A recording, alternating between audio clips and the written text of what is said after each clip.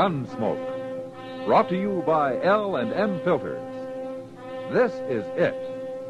L&M is best. Stands out from all the rest. Around Dodge City and in the territory on West, there's just one way to handle the killers and the spoilers, and that's with a U.S. Marshal and the smell of Gunsmoke.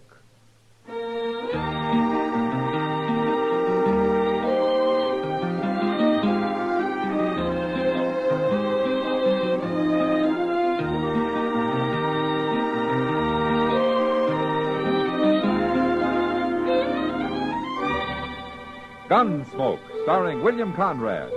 The transcribed story of the violence that moved west with young America. And the story of a man who moved with it. I'm that man. Matt Dillon, United States Marshal.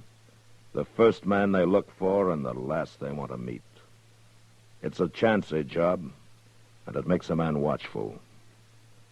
And a little lonely.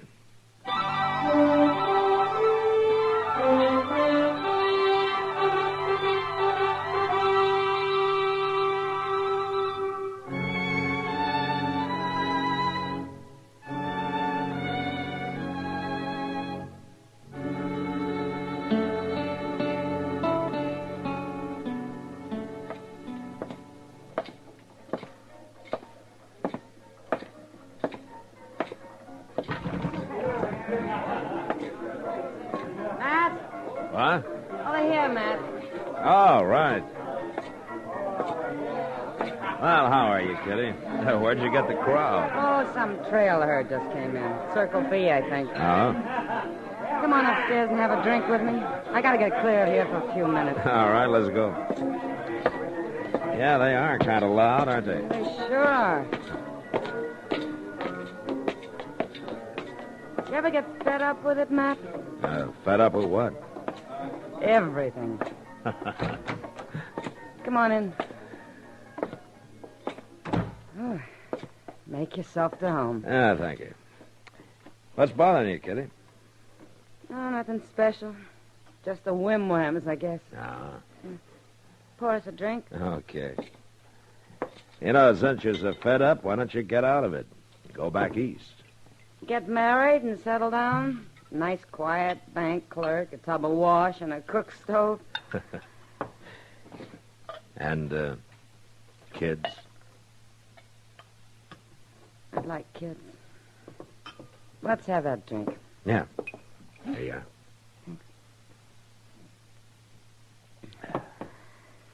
I'm not getting out, and neither are you. So let's live while we still... Oh, if that's some drunken herder, so help me out. Yes? You sit downstairs. The marshal was up here. Well, come in. Matt?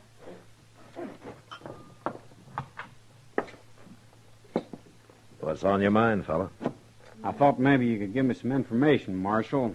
I'm looking for some folks named Crail, Mr. and Mrs. John Crail. I understand they've got a place around Dodge somewhere. Yes, Miss Crail does. John Crail died about 3 years ago. No, You an old friend of theirs? they're my folks, my ma and pa. What? I'm Billy Cray. Maybe they've mentioned me. Oh, why, yeah, your mother's always said that you'd come home someday. She's never given up hoping. How is she, Marshal? Oh, she's not too good. She's got a big ranch on her hands. She's been trying to run it alone since your dad died. You, think she'll recognize you? She might not at first. It's been 17 years since I run away from home. Yeah. A kid does crazy things. Maybe not right at first, but I'll convince her all right. Yeah, you probably will. She'll even help you do it. Where you been all these years, Billy? Just drifting. Here, there. You know how it goes. Yeah, sure. How do I get out to the place? I'm anxious to see her. That's about 5 miles east of town. You just follow down river. You can't miss it. Thanks a lot, Marshal. I guess we'll see each other again since I'm going to settle down there. Oh, sure. So long. All right, let's have have it. What? What do you mean, Kitty? Well, I know you, Matt. Something was wrong there. What was it? Well, it's just this, Kitty. A few years ago, Miss Crail asked me to try to trace her son for her. I did it, but then I didn't have the heart to tell her. Tell her what? I got a report back from the War Office. Billy Cray had joined the Union Army at the start of the war. He was killed in action at the Battle of Shiloh.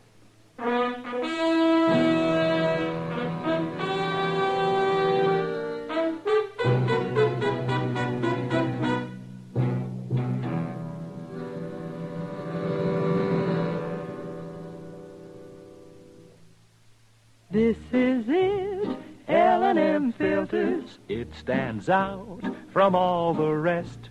Miracle tip, much more flavor. L&M's got everything. It's the best.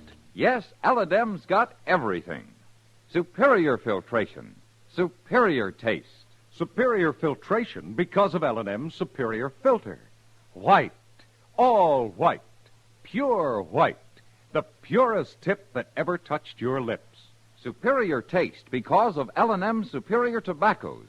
Tasty, full of flavor, and light and mild. No doubt about it.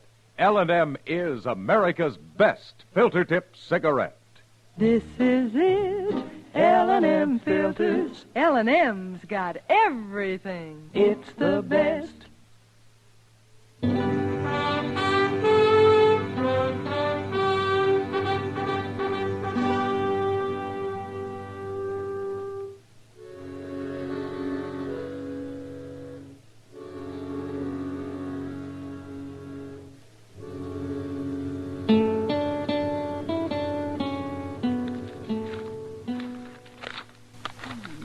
Mr. Dillon, I went through these here circulars till I'm blue in the face. There's cutthroats, cattle rustlers, horse thieves, bank robbers, anything you can think of.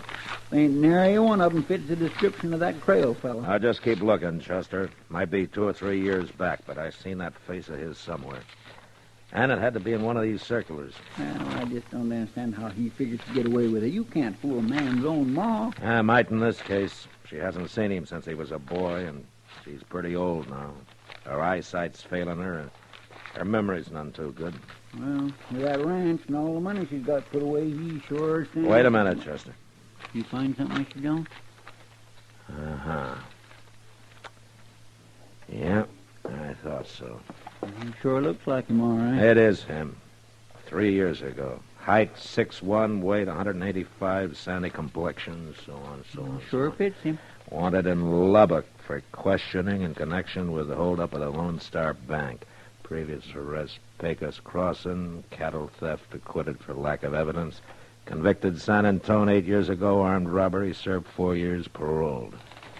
Known associates, Nate Barger and Ponca City Kid. Reward $1,000. Calls himself Johnny Red.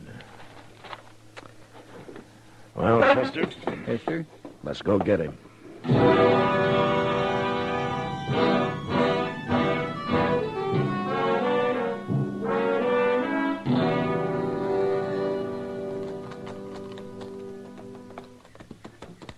Oh. I don't see him nowheres around. Ah, that's good. I was hoping I could talk to Ms. Crail first.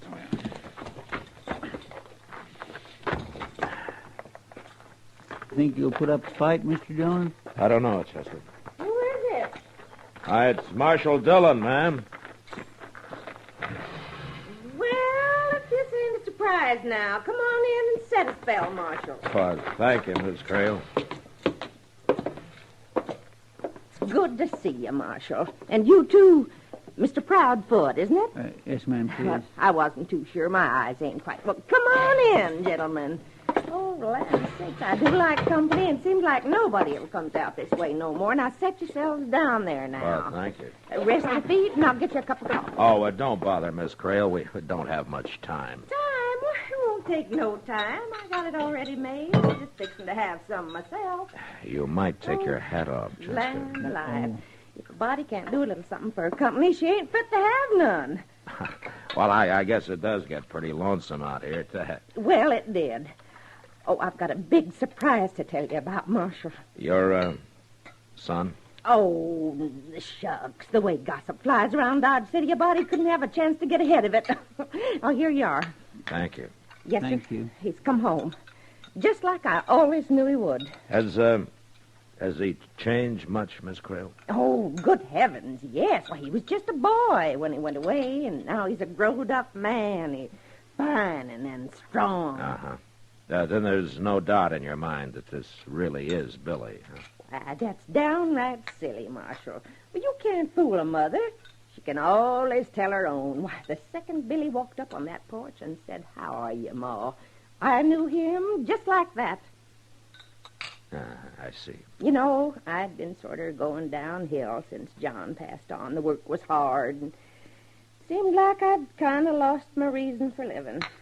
I don't think I'd have lasted, Marshal. Well, now, Miss Oh, Crail... but it's different now. The minute Billy put his arm around me, I started feeling like a young woman again. And I still do. Well, I'm happier than I've been in years. Yes, ma'am, you sure seem to be. My son's come home. Could a mother ask for more? No, ma'am, I guess not. I suppose that is all that matters. That's all. Well... Oh, I'm sorry, Marshal. I've been talking a leg off you. I haven't even thought to ask what brings you out this way. Why, nothing, Miss Crail. Matter of fact, we just rode out for friendly fishing. Oh, well, I'm mighty glad you did, Marshal. You stop by just any time. And you too, Mr. Proudfoot. Well, I thank you, ma'am. Well, thank you for the coffee, ma'am, and goodbye. Goodbye. Goodbye. Bye. Yeah, you couldn't have done nothing else, Mr. Dillon. Oh, it would have broke her heart if you'd have told her. Yeah, I guess so, but she's going to find out anyway, sooner or later, when he steals her blind and then runs out on her. That's a bad deal, Chester, any way you look at it. Marshal? Well, Kind of sets you a problem, don't it? Well, I may set a few problems for you before I'm done with you, Johnny. And break an old lady's heart? I don't think so, Marshal. And the name is Billy, by the way. Billy Cray. Not in Lubbock. Lubbock? Where's that? Don't worry, Johnny. When I send you back, there'll be somebody along to show you the way. I don't know why you keep on calling me Johnny. Because that's your name, Johnny Red. Bank robber, gunman, cattle thief. You fell out the list. Maybe you could get my mother to fill it out. Miss Crail's an old woman.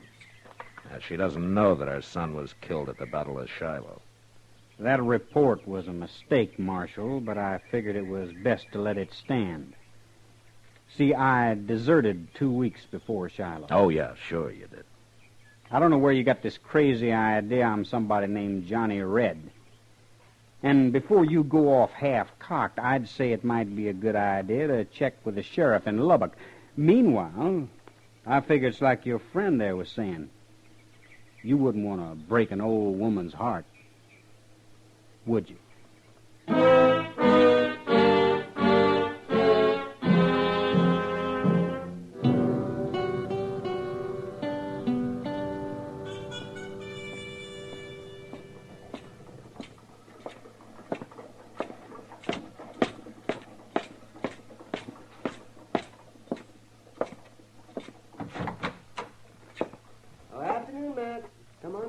Oh, how are you, Doc? Oh, terrible, Matt. Oh, what's the matter? Oh, lost another patient this afternoon. Did somebody die? Oh, no. You kind of figure on that happening, but you don't count on them getting well on you. And they don't very often. Well, who was it that pulled this mean trick on you?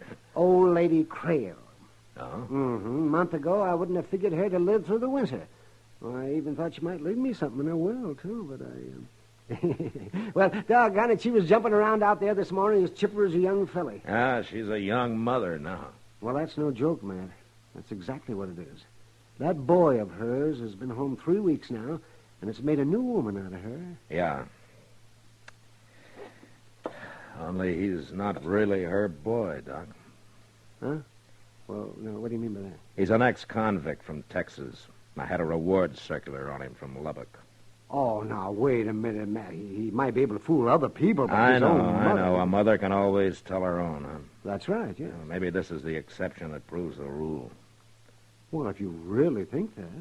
if he's wanted, well, why don't you go on out there and arrest him? I got no charge against him, Doc. A wired Lubbock. Seems he was wanted, but not anymore. They already picked him up and then turned him loose for lack of evidence. Well, if he's not Billy Crail, then what's he up to? What's his reason? Well, you know how much that ranch is worth. And Ms. Crail keeps ever since she's got out there at the place because she doesn't trust banks. What more reason would a man like that need? You better come quick, Mr. Dillon. Now, what's wrong, Chester? Jake just brought the simmer on stage in. He got held up right outside of town. They shot the guard.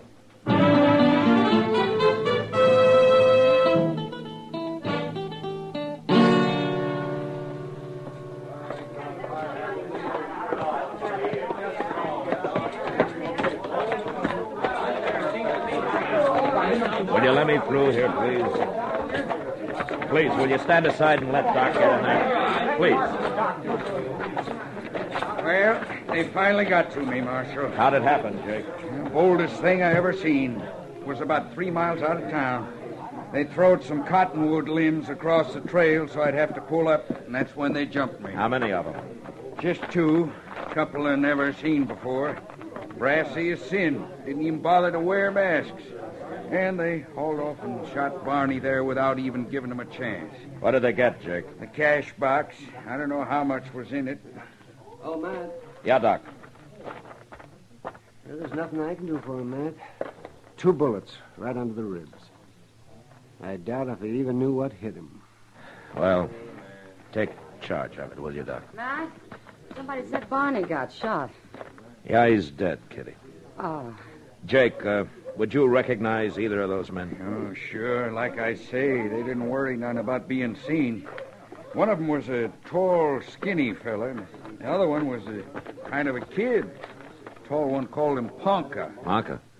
They were strangers, though. They ain't from around here. well, sounds like a couple of fellas I saw on the Long Branch today, talking to Billy Crail. Oh? Billy finally left, but they stayed for another hour or so, talking real serious together. Those 2 gunmen, Jake, where'd they head for when they left you? Huh? Well, it was a funny thing. I figured they'd make a run south. Instead, they rode east, downriver.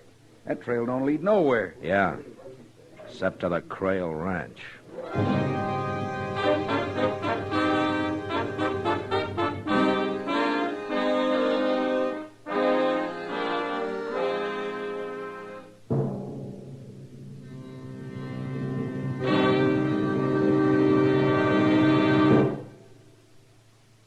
To you, to the thousands of smokers who are changing to L&M every day, to the millions who now smoke L&M, here is your assurance. L&M gives superior filtration because of its superior filter. Superior taste because of L&M's superior tobaccos. Yes, L&M tobaccos are tasty, full of flavor, and light and mild. And L&M's superior filter is the purest tip that ever touched your lips. It's white, all white. Truly the miracle tip, because when it's added to L&M superior tobacco, it actually tones up the taste, actually improves your enjoyment of this great cigarette. Yes, L&M's got everything. Superior taste, superior tobacco, superior filter. That's why it's America's best filter tip cigarette. Try L&M today.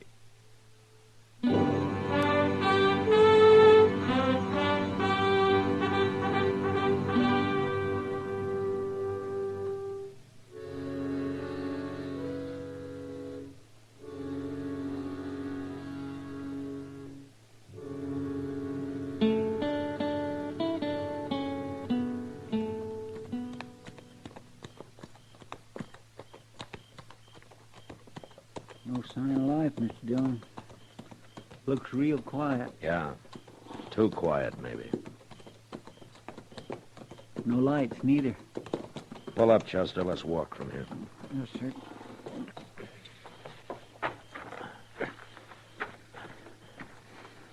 All right, now watch yourself. I am.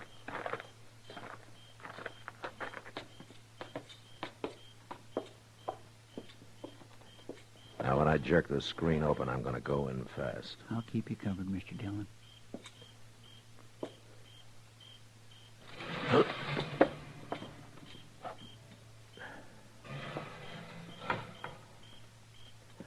right, Chester, come on in. See if you can find a lamp, huh? Well, I think there was one over here on the table the other day. Yeah, here it is. Well, light it and bring it over here. Yes, sir. Come on, come on. Here you are, Mr. Dillon. Oh, my. Hold the lamp down. Mr. Dillon? Yeah, she's dead. She's been beat bad, too. Well, it's not questioning he's wanted for now. It's murder. Reach. What? Both of you. What? Oh. It's you, Marshal. Who are you expecting, Johnny? Nate Barger and the Ponca City Kid? That's right. They're down there. They're digging by the riverbank, but they'll be back. They won't find what they were. Oh. Johnny, who shot you? I don't know which one of them it was. It don't matter, though. I'll last till they get back. But not long enough for a murder charge, Marshal. Don't try for your gun, Marshal. I'm not that much of a fool. Not with yours on my back. I wouldn't want to shoot you. I got nothing personal against you, but your way of handling this ain't the way I... Put out that lamp. They're coming back. Oh, they're out there now. Stay where you are and stay quiet. I gotta get to a window. All right, Chester, let's ease out the back way. Come on. Yes, sir.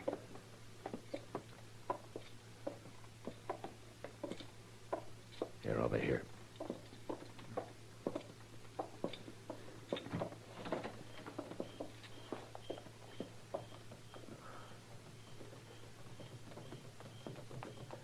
Now stay close to the house. They'll walk toward the porch. We'll have a chance to take them from the side then. Yes, sir.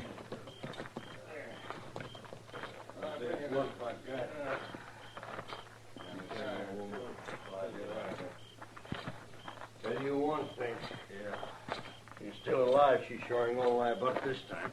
Hot branding iron might help. All right, hold it. You're covered. Right over there at the corner, Ponca. I'll get him. I warned you, Ponca. All right, drop the gun, Barger. Go on, drop it. All right, I did. I dropped it. I give up. Don't shoot. You keep your hands high. That's right, Nate. Keep 'em up high.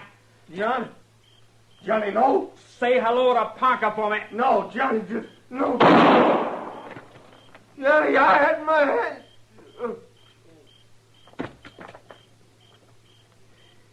All right, drop your gun, Johnny. Sure, Marshal. I'm through with it now.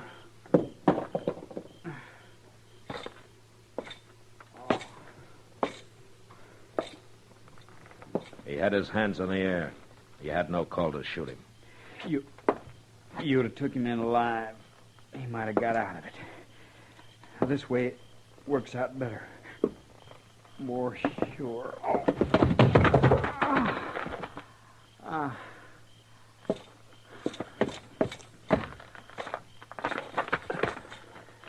Johnny? Yeah, Marshal. Well, guess you know how you stand. You don't have a chance. It don't matter. I lasted till it was finished. What started it? An argument over the split? No split. I wasn't in with them. They followed me here from Texas. That's right, Marshal. I'm Johnny Red. I never doubted it. They thought I was double-crossing them. They laid for me out here at the ranch. Thought they'd kill me. And her. They beat her, Marshal, trying to find out where she kept her money. But she wouldn't tell. She lied to him. Said it was buried down by the riverbank. Where is it buried, Johnny? No place. I took it into the bank for her last week. You what? I figured it wasn't safe for her to keep it here.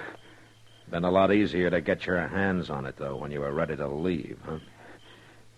So you still think a mother can't tell? Sure, Marshal. I've been called Johnny Red for years now. But my real name is Billy Cray. I wasn't lying about that. She was my mother. She was Mom.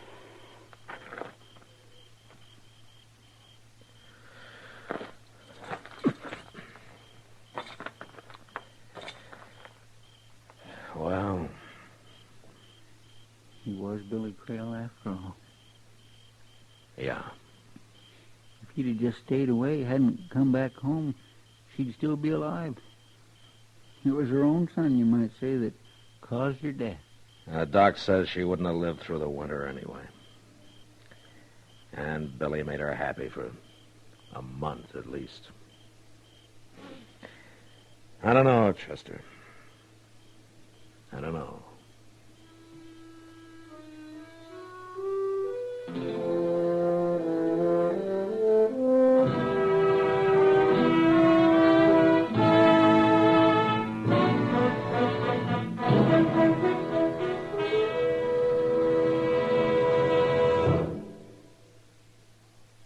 And now our star, William Conrad. Thank you, George. You know what I like about L&M's is they're mild and mighty easy on the draw. When you get right down to it, no filter stacks up with L&M's pure white miracle tip for quality or effectiveness. Darn good smoke. See for yourself. L&M stands out from all the rest. Featured in the cast were Sam Edwards, Virginia Gregg, Vic Perrin, Lawrence Dobkin, and Paul Dubov. Harley Bear is Chester, Howard McNear is Doc, and Georgia Ellis is Kitty.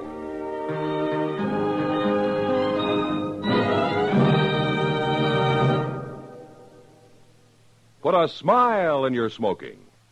Next time you buy cigarettes, stop. Remember, only Chesterfield is made the modern way with Accuray. This amazing quality detective electronically checks and controls the making of your Chesterfield, giving a uniformity and smoking quality never possible before. For the first time, you get a perfect smoke column from end to end. From the first puff to the last puff, Chesterfield smokes smoother. Chesterfield smokes cooler. Chesterfield is best for you. Next time you buy cigarettes, stop. Remember, Chesterfield is made the modern way with Accuray. Put a smile in your smoking, just give 'em a try. Light up a Chesterfield, they satisfy.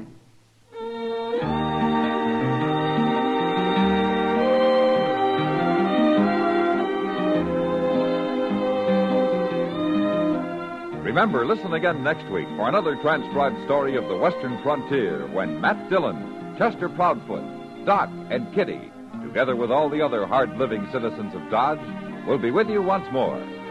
It's America growing west in the 1870s. It's Gunsmoke, brought to you by L&M Filters.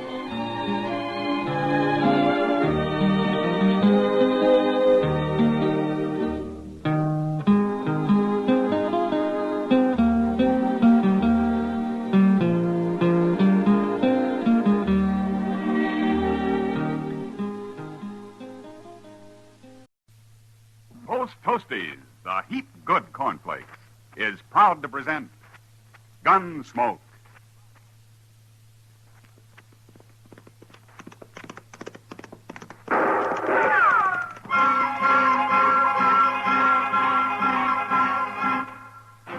Around Dodge City and in the territory on west, there's just one way to handle the killers and the spoilers, and that's with a U.S. Marshal and the smell of gun smoke.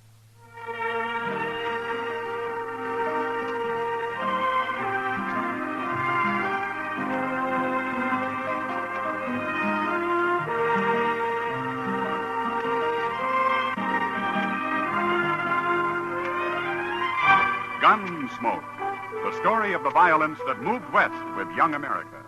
The story of a man who moved with it. Matt Dillon, United States Marshal. Say there, next time you hear a crackling noise in your kitchen, you better get up and investigate. Maybe somebody just couldn't wait for his breakfast of crackling crisp Post Toasties.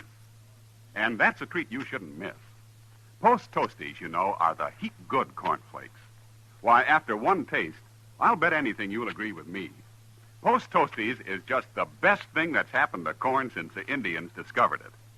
There's nothing quite like sweet kernel corn flavor when it's toasted right in. Toasted into crisp, fresh cornflakes. Man, oh man, that's Post Toasties. Heap good cornflakes. Better try 'em. And now, Gunsmoke, starring William Conrad.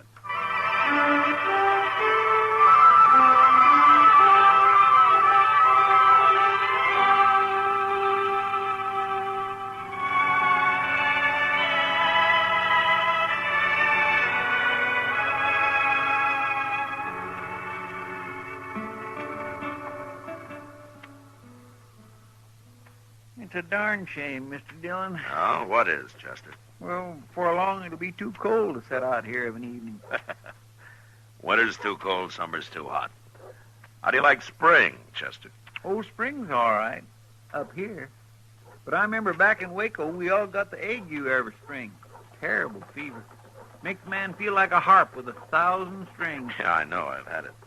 That stage is mighty late tonight. It sure is. You know, my ma had a theory we'd be immune if we ate 3 hard-boiled eggs on Good Friday. Oh? But if that didn't work and we got the ague anyway, she'd tie salt mackerel onto our feet. Well, that ought to toughen up your feet anyway. Well, we all survived. Hey, look, here comes the stage driver. Why, it's Jim Buck. Oh, yeah. Marshal. Hello, Chester. Hello, Jim. Trouble, Jim? I'd call it trouble, Marshal. Got held up. One passenger shot down in cold blood. What? You're the meanest thing I ever saw. Where'd this happen? Other side of Wagon Bed Springs, between there and Jesse Daggett's. Daggett's? He runs the stage station out there near the Colorado line. And I got a mighty strong feeling Jesse Daggett's in on this, Marshal. What makes you think so, Jim? He knew I was carrying gold. After we'd laid over an hour or so at the station, I seen Daggett talking to a man who just rode in. Cussed-looking a gunman as you'd want. Well, then what happened? The fellow rode off. Left before we did. Was alone? Yeah, just him, with his face covered. Never said a word. He took the strong box and robbed the passengers. And then he got on his horse and turned around and shot one of them right through the head. Why would a man do that, Marshal? I don't understand. Well, maybe he just likes to kill, Jim. But I'll go back with you tomorrow. Maybe we can find out.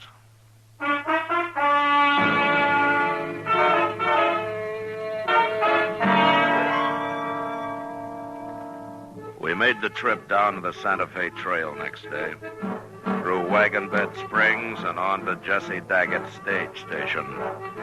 I sat on the box with Jim Buck while Chester rode inside with the passengers. And by evening, everybody was glad when we reached Daggett's.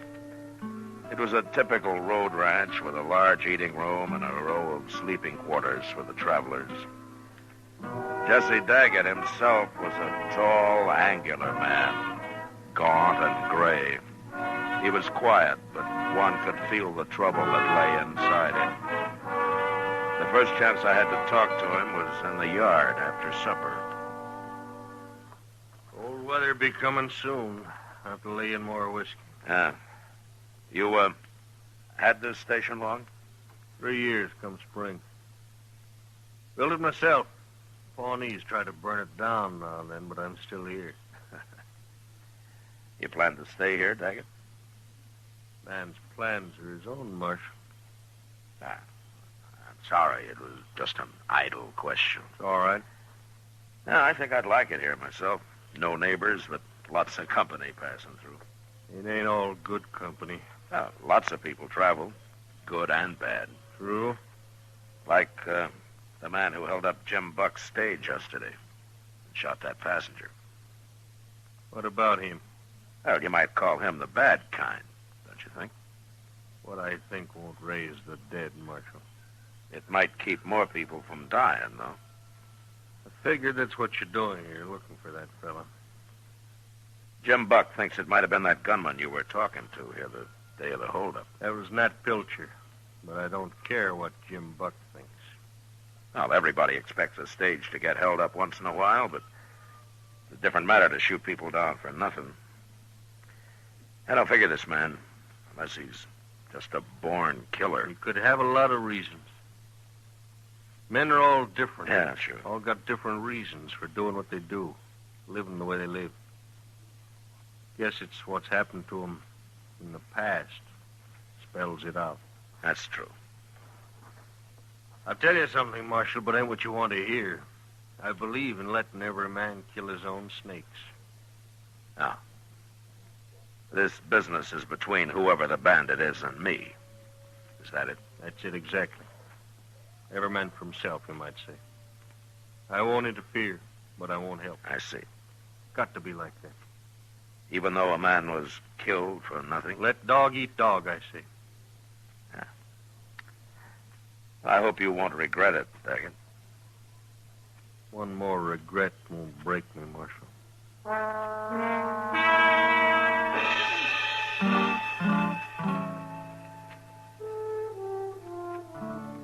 Trying to get anything out of Jesse Daggett was hopeless. But I still couldn't agree with Jim Buck that he was partners with the road agent. Daggett somehow wasn't that kind of man. Anyway, there was nothing to do but wait and let things happen. 2 days passed while Chester and I sat in the eating room and played two-handed stud. Now we got mighty restless. Late afternoon of the second day, however, Jim Buck drove back with his stage. The travelers came in first, went to their rooms, and then Jim came over to say hello. I wish I had a job like yours. Nothing to do but sit around, play cards, drink whiskey. Well, we do a lot of thinking, Jim. That's what makes up for it. You do, huh? Well, you done any about finding Jesse Daggett's friend? Nat Pilcher? Well, if we did find him, Jim, we couldn't prove anything. No, neither could I guess. But you might just shoot him for luck. You're too suspicious, Jim. He was probably just some cowboy riding through. Maybe. There's another pilgrim for supper. Hey, where's Daggett, anyway? Well, he went outside just after you pulled in. Didn't you see him? I was busy with the horses. And I still got work to do. I'll see you at supper. You know, that's a hard life, driving a stage, Mr. Dillon. I don't think I'd want to do that. Well, you might give it a try first, Chester. Wait a minute. I heard there was a marshal here. Yeah, that's right. What can I do for you? Me? You can't do nothing for me, Marshal. No? Well, then what do you want? I just wanted to see what a marshal looks like. A live one.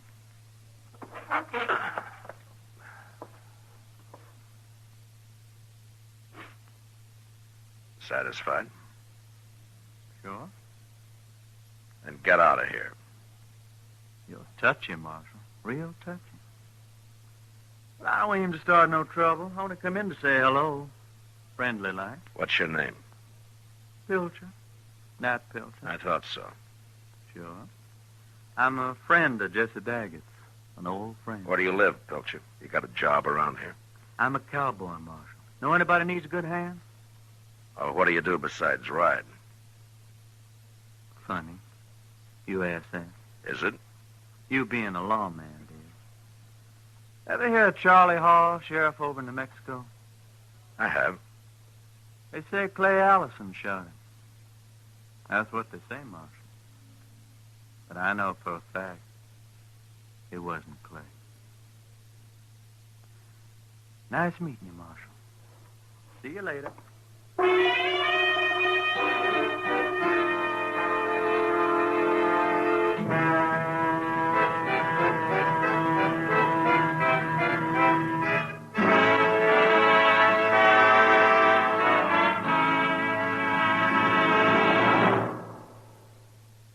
Say, how are morning appetites at your house? Well, if they're pretty drowsy, here's a real good way to wake 'em up. Set a bowl full of Post Toasties, the heap good cornflakes, at everybody's place. Just watch your folks take notice when they see how crisp Post Toasties are. And wait till they taste that sweet kernel corn-flavored toasted in. Bet your whole tribe will agree with you. Post Toasties are the best thing that's happened to corn since the Indians discovered it. And here's a thought, if you'd like to make a good thing even better. Try topping Post Toasties with your favorite fruit. You'll find that's a mighty good way to start the day. Fact is, it's a downright delicious way. So next time you shop, be sure to ask for Post Toasties. They're the heap good cornflakes. You'll see. Post Toasties, heap good cornflakes. The best thing that's happened to corn since the Indians discovered it. Heap good cornflakes. Post Toasties, heap good cornflakes. Now back to Gunsmoke.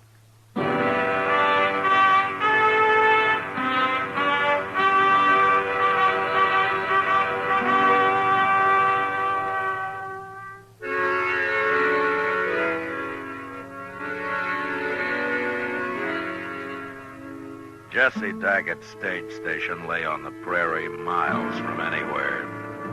It would be an easy thing for a man like Nat Pilcher to ride in long enough to check on a stagecoach and the value of its cargo, and then ride up the road a few miles and wait for it. But I still didn't believe Daggett was in on the deal, even though he and Pilcher had obviously known each other somewhere before. The next morning at dawn, Jim Buck loaded his passengers aboard and pulled out.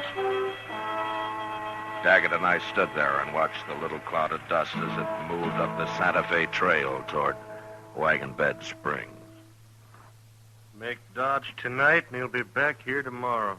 I met your friend, Nat Pilcher, last night, Daggett. Pilcher rode out before supper. Yeah, I know. Seems like he only came in to tell me what a hard case he is. To warn me about it. Didn't have much effect. You're still here. You don't think I scare that easy. You're all right, Marshal. Things will work out here without you. Daggett, I don't know what's going on down here, and if I'm meddling in your affairs, I'm sorry, but a stage has been robbed and a man's been killed, and that makes it my affair, too. I want to thank you for not thinking I got anything to do with all that, Marshal. Well, I wasn't sure at first, but I am now.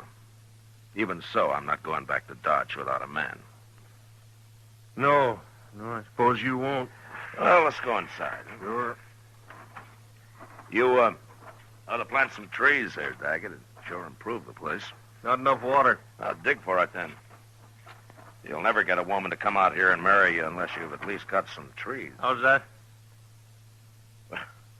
There's no offense. I was just remarking that women like things growing around the place. Let's say I meant it generally. No offense. I thought to have a woman here once when I first planned about running a stage station. It was over in New Mexico. Seems like a long time ago. Oh, things don't always work out. Yeah, I was mighty fond of her, Marshal. But I lost her. I've been a little lonely ever since. Ah, you came close. That's better than some men do. I don't know about that. But it is funny how a man goes right on living, even when his luck's about run out. Yeah. Come on inside. I'll heat up some coffee. Good.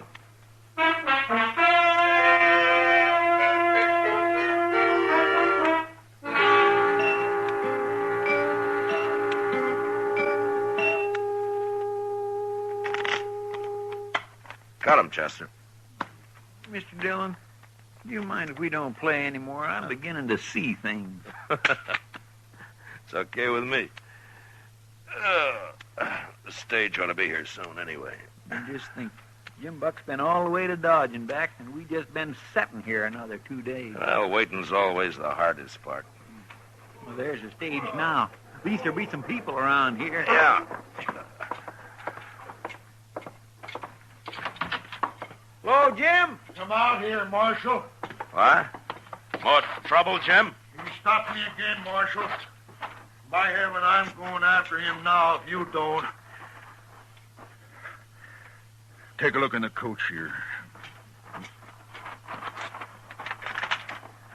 Why? What's the woman? Is she dead, Jim? Of course she's dead. She's got a bullet in her. Where are your other passengers? There ain't any. She's the only one this trip. Look at her, Marshal. He killed her. And there's some blood soaking through your jacket, Jim. You hit bad? In the shoulder. Knocked me off the box. I wasn't going to stop at all, and then he just rode up and put a bullet in her and rode off. Never said a word. You think it was Pilcher? Well, let's ask Jesse Daggett here who it was. No. Take a look in the coach, Daggett. Take a good look.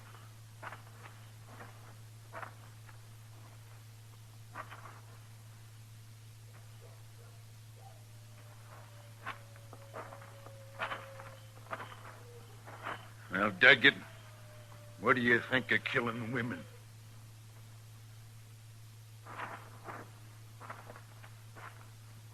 Look at him, Marshal. I told you. Did you ever see a guiltier-looking man? You're wrong, Jim. Doesn't even make sense. Well, he didn't do it. No. But he's in on it somehow. Chester, I'll help you bring the woman inside. Then we'll see what we can do about your shoulder, Jim. Come on.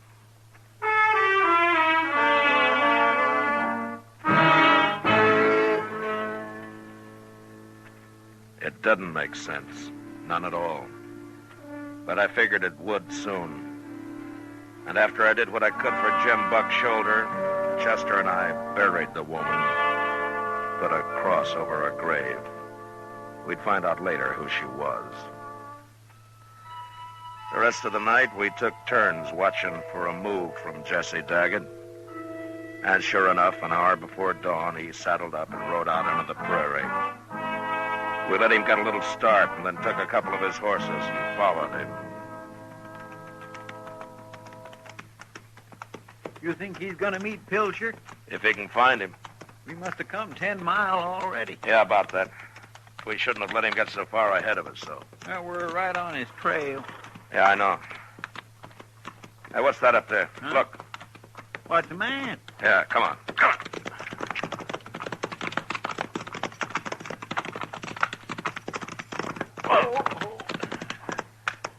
Where's Daggett, Mr. Dillon?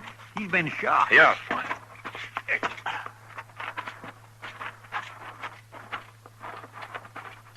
You followed me, Marshal. How bad are you hurt, Daggett? Pretty bad. Pilcher? I'd have killed him, but my gun didn't go off, and he got me easy then. No luck left at all, right? Any idea where Pilcher is now, Daggett? Said he was going back to the station to get you. Took my horse with him. I'd have come with you this morning. Wasn't your business. This was between me and Pilcher. Come here looking for a fight. I didn't want to kill anybody no more. Not even him. So he drove me to it. Finally, that woman yesterday. Knew I couldn't stand that.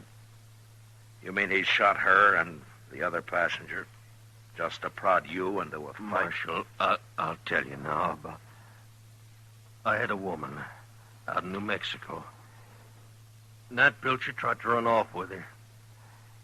I didn't shoot him, though. I shot her instead. I figured it made more sense. You killed her? I don't think he'd have minded so much if I'd have killed him, but I figured he wasn't doing nothing I didn't want to do myself. I didn't blame him none. I blamed her. Pilcher's been after me ever since. I could have stopped all this if you'd told me sooner, Daggett. Every man's got to kill his own snakes, Marshal.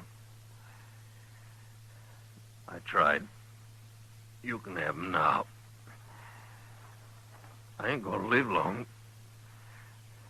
I'm sorry, Daggett. Chester will stay with you. I'm going back to the station. Both go. I can die alone. I ain't afraid. No. Goodbye, Daggett. Bye, Marshal. Chester. Yes, sir. Do what you can for him. Poor fellow. I'll send somebody out to help you bring him in later. Yes, sir.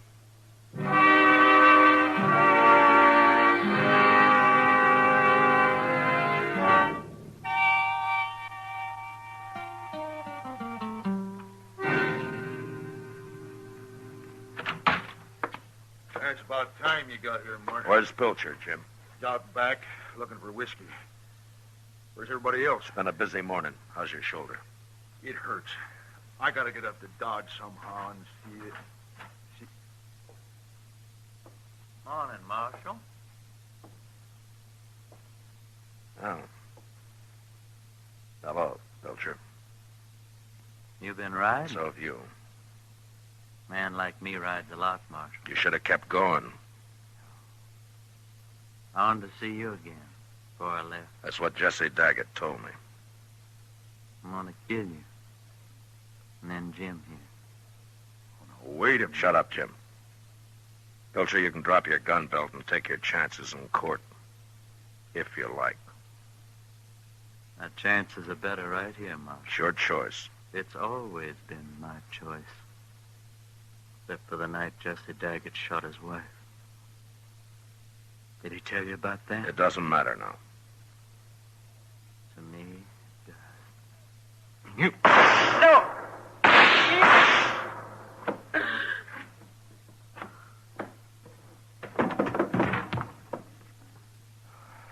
You killed him, Marshal. Yeah. You hit? No. What's this all about, anyway? A woman. Jim, I'm going to hitch up the stage and drive you into Dodge. Yeah. I'd be grateful for that, Marshal. We'll have to go out of our way some. Huh? Why? Daggett's luck ran all the way out this morning, that's why.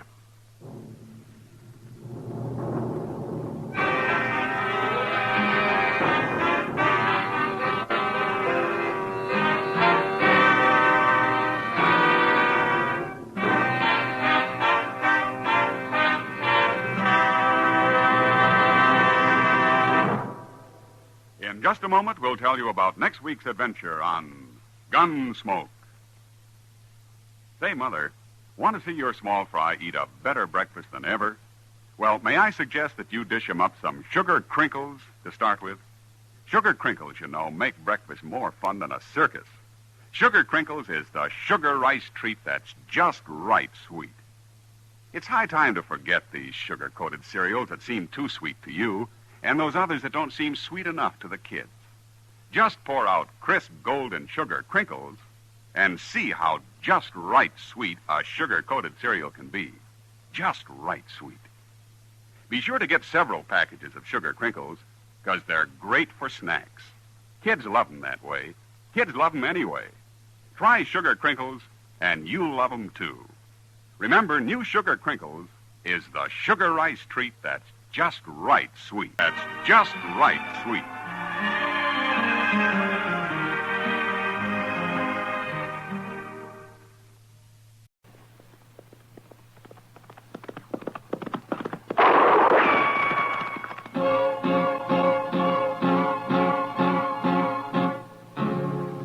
Gunsmoke, brought to you by Chesterfield, America's most popular two-way cigarette.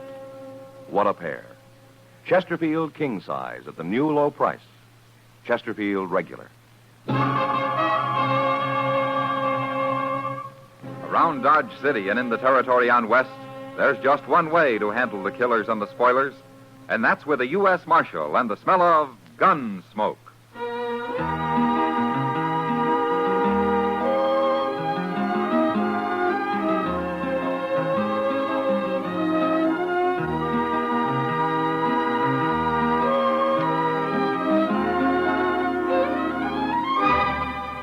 Gunsmoke, starring William Conrad, the transcribed story of the violence that moved west with young America, and the story of a man who moved with it. I'm that man, Matt Dillon, United States Marshal. The first man they look for and the last they want to meet. It's a chancy job, and it makes a man watchful and a little lonely.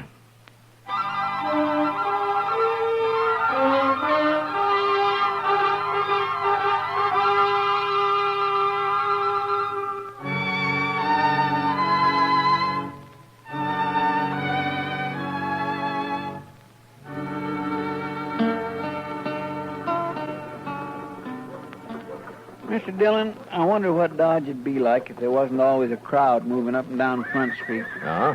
Just look at 'em. Everybody going somewhere. Well, there are a lot of them that aren't going anywhere at all, Chester. Just drifting. Yes, sir, I guess you're right at that, Mr. Dillon. I know when I first come to Dodge, I sure didn't have nothing in mind. Leastwise, working for a U.S. Marshal like you. Oh, you must have had some reason to come here, Chester. Well, backwards-like reason, maybe. Huh? What do you mean? Well, it's like it wasn't to come here as much as it was to leave there. What? I say it's like it wasn't to come here as much as it was to leave there. Oh, you mean Texas? Yes, sir. Oh. Why? Mr. Dillon, Texas is mostly populated by my family. I got relatives, thick and thin relatives, all over Texas. Oh, what's wrong with that? Why, it's like having somebody looking over your shoulder all the while. It makes man spooky. Well, sir, I choose to do my sinning where nobody don't know me. Hello, Matt and Chester. Well, how are you, Doc? Where you headed for, Doc? No place, Matt. I'm just walking around. There, you see, Chester? See what I mean? Yes, sir. Well, now, what's the matter with just walking around? Does a man have to be going someplace every minute? Anyway, you're a fine pair to be criticizing people. Sitting here like a couple of fat, horny toads in the sun. Now, slow down, Doc. Slow down. You're burning up all your fuel. Well, who's this fella? Which one of you men's Doc Adams? I am? Come on, I got a job for you. Well, is that so? Well, you don't look very sick, mister. It ain't me, it's a man in camp. Camp? A couple of miles up the Arkansas. We're holding a trail herd there. What part of Texas you from, mister? We got 3,000 head of San Saba Longhorn.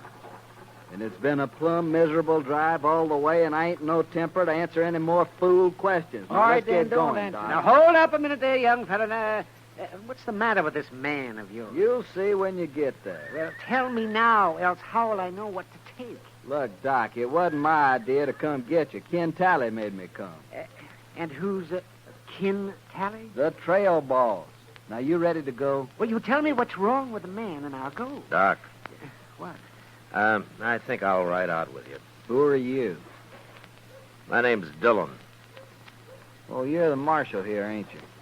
That's right. Well, we don't need no marshal out there. Chester, go get our horses, huh? We'll ride out with Doc. Yes, sir.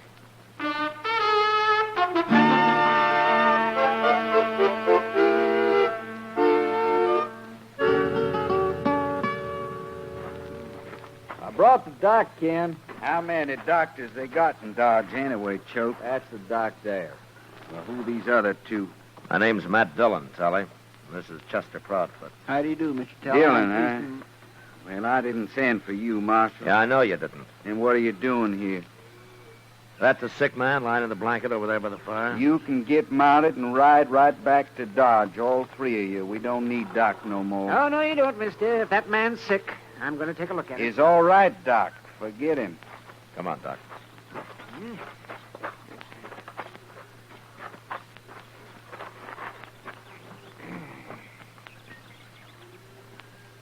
Well, Doc? He's dead, man. Mighty contagious disease, too. Oh? I've found that when one man gets shot, it usually leads to somebody else getting shot sooner or later. Who killed this man, Tully? How'd it happen? I don't figure it's none of your business, Marshal, but since you're so nosy, I'll tell you. He shot himself. That's a lie. He couldn't have shot himself. Why not, Doc? Because he was shot in the back. That's right. You gonna tell me who did it, Tully? No, Marshal. I ain't gonna tell you nothing. Tully, your man Choate here told us that you've had a hard drive up from the San Saba. Hard. We fought Indians and thieving Kansas jayhawkers and bad weather and stampedes the whole way, Marshal. But we're still ready to fight Dodge City if we have to. Well, you've been through a lot, Tully, and I know how edgy it's made you. All of you. But this man's been murdered, and I gotta have the murderer. His name's Bud Cowan. Whose name? Him. There. Who killed Bud Cowan? It's no use, Marshal. I got 18 Texas cowboys here. Well, 17, and there ain't a one of them that'll talk. Look, Tully, you're a responsible man, or you wouldn't be trail boss. Now, you know what the law means. You know what it's for. Kansas law ain't for Texans, Marshal. We'll fight our own snakes. I'm not a Kansas marshal. I'm a United States marshal, but the law's the same. It don't matter. No Texan's gonna get hung in Kansas, leastwise not as long as I'm around. And there ain't a thing you can do about it, Marshal. Yes, there is. Like what? Your men are kind of hankering to buck the tiger in Dodge, aren't they? Oh, they are. For 3 months, they ain't talked to nothing else. So if they don't get the Dodge, they're going to be mighty unhappy, and maybe one or two of them will decide to talk. Marshal, how are you going to keep 17 juiced-up Texas cowboys out of Dodge? They'll ride right over you. No, I can't keep them out, Tully, but I can fix it so there won't be anything for them when they get there. What do you mean? I'll close Front Street, every saloon, every gambling table, every store. I'll close them up tight. You do that? And if you knew me well enough, you wouldn't ask. Come on, Doc. Chester. You think it over, Tully.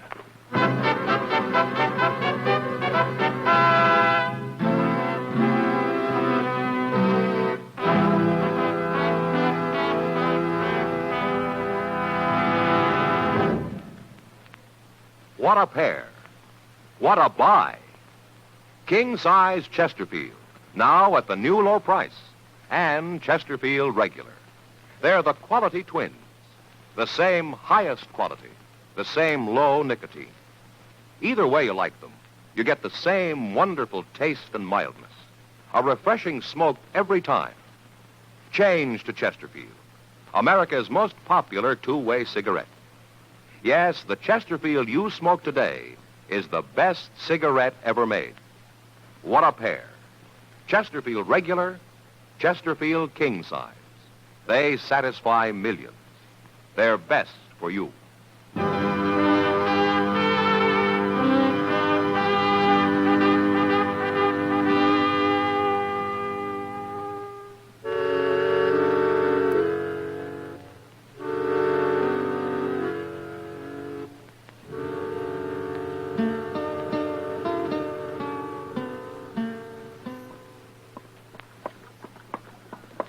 It sure didn't take long for the word to get around, did it, Mr. Dillon?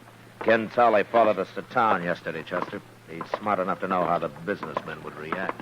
You mean he come in here and told them all about it? Yeah, of course he did. Oh, hello, Marshal. Hello, John. Well, here's the Dodge house, Chester. You better wait out here. Okay, sir. Mr. Green said they'd be waiting for you right in the lobby. Yeah.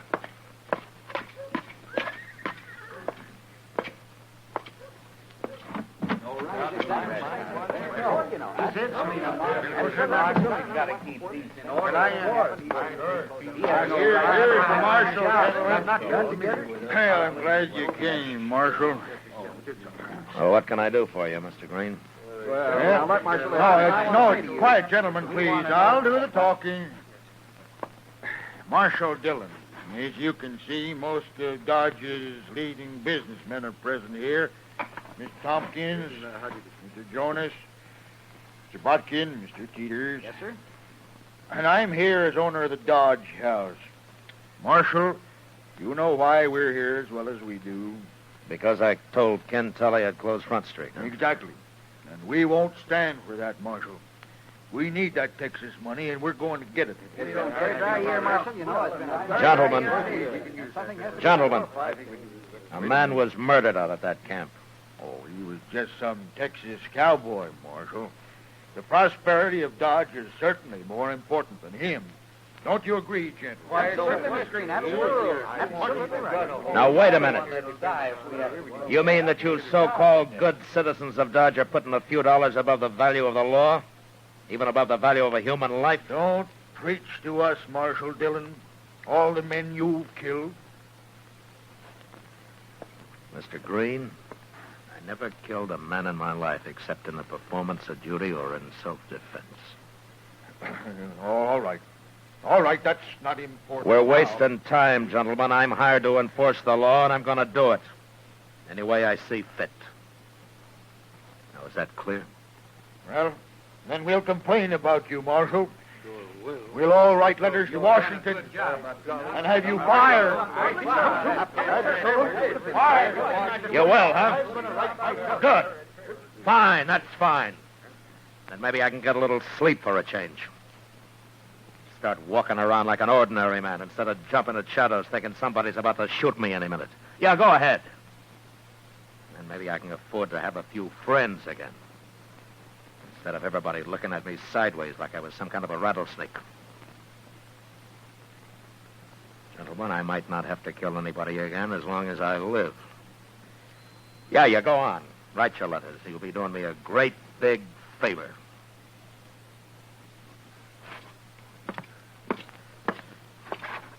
Oh. And just one more thing. There's just about enough money in this job of mine to pay for my ammunition. But I'm still going to close up Front Street.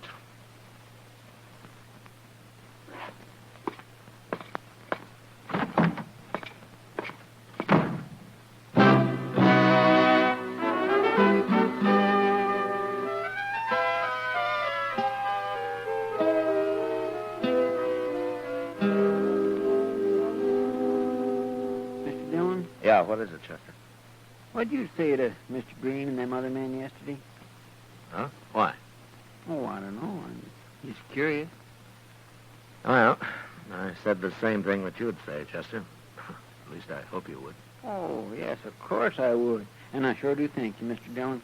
I'm mighty proud to have you say that. But you don't know what I told them, Chester. Oh, it don't matter. I trust you. You know what you're doing. Well, thank you, Chester. I'm glad somebody thinks so. Well, of course, I've seen you make mistakes sometimes. Well, I mean, nobody ain't perfect much. It's a simple thing for anybody. Why don't you go on to the depot and pick up the mail, Chester? Huh? Yes, sir, by God, that's right. Santa Fe just come in over an hour ago. And Good morning, Marshal. Well, Ken Tully. Marshal, this here's Sam Peoples I brought with me. Huh? Hello, people. Hello? Marshal, I done a lot of thinking the last day or so. No? Yes, sir. I've decided you're right about the law and all. So I went and brought Sam Peoples in. You mean he killed that man, Bud Cowan? He sure did. There's 5 cowboys that witnessed it, Marshal, including myself. All be glad to testify at the trials any time you say. Is that right, Peoples? Did you kill Bud Cowan? Yes, sir. Okay. Now, what happened to your face? Fall off a horse or something? Yes, sir. I come loose off in the bronc, yes. Uh-huh.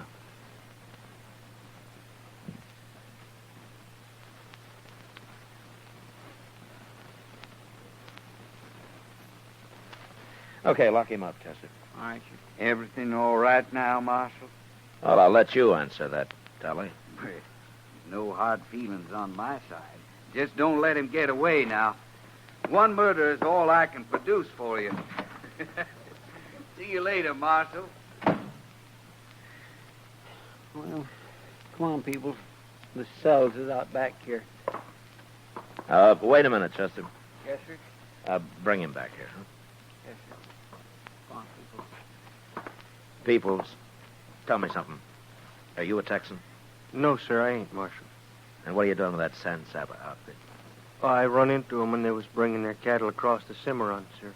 They hired me on just for grub, and I wanted to get to Dodge real bad. Ah, I see. That bronc you fell off of yesterday, did he tromp on your face?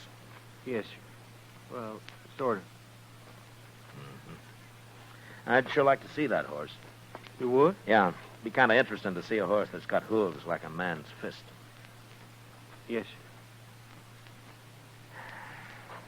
There's not much you can do about this, is there, Peoples? No, sir. They're all going to swear I done it. Do you know who did? No, sir, I don't. I was out riding herd when it happened. And none of them fellers ever talked to me much, anyways. Well, you're in a tough spot. Yes, sir. Unless I can find out who did kill Bud Cowan, you're going to have to stand trial. But I'll do what I can for you, if that happens. Thank you, Marshal.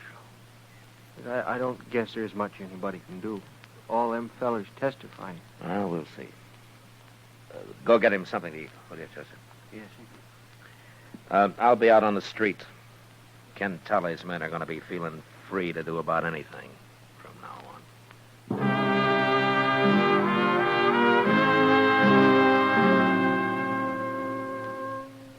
I could picture Tully and his men when he got back to camp, laughing at how they'd put it over on me and the rest of Dodge. I figured Mr. Green and his businessmen had talked to Tally, but I was sure they didn't know Sam Peoples was an innocent man. And neither did they understand the kind of trouble that tampering with the law could lead to. For the Texans, the lid was off. They felt that they were running the town, that nothing could touch them. And all I could do was wait. So I went over to the Texas Trail and sat with Kitty for a while, watching the crowd. I'm glad you're here, Matt. Otherwise, I'd have to be drinking at the bar with one of those beat-up cowboys. Well, I hope I'm not costing you money, Kitty. You are, but I won't start. Anyway, it's better than trying to grin back at those cowboys. Well, those men have had a rough time coming up the trail, Kitty. Nobody asked them to come. No, I suppose not. You know, Matt, I've worked in a lot of places, even the gold camps. Dodge is worse than any of them. Oh, is that so? Why? I don't know. Maybe the sun and the prairie take too much out of everybody. Seems like every man that comes to Dodge is out to get his own back somehow, even if he has to kill somebody to do it. Well, I guess I follow you, Kitty. All I'm saying is that maybe our hard life makes men kind of angry. They want to fight all the time. Well, something sure makes them want to fight, or at least get drunk. Look at them. Hey, who's that coming this way, Matt? Huh? There. Now, that's Ken Tally, the San Saba Trail boss. Well, he sure looks like he wants to fight. Yeah, maybe he does, Kitty. I will soon see.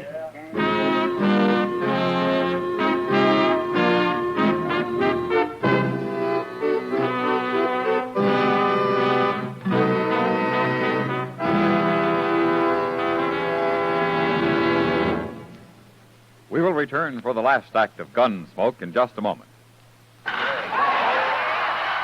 Tomorrow afternoon, almost 100,000 cheering people will pack Cleveland's Municipal Stadium for that great annual baseball classic, the All-Star Game.